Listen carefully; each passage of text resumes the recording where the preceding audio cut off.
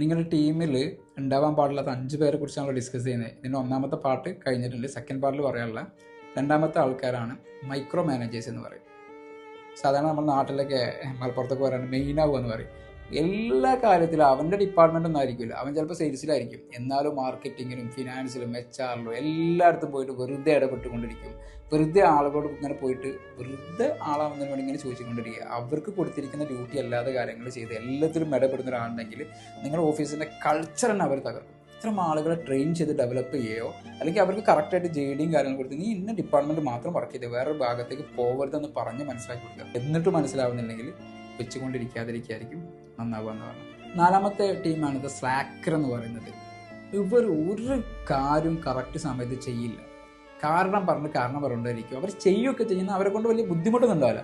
കാര്യങ്ങൾ എന്ത് ചെയ്യില്ല, പാവമായിട്ട് ഇങ്ങനെ ഇരിക്കും.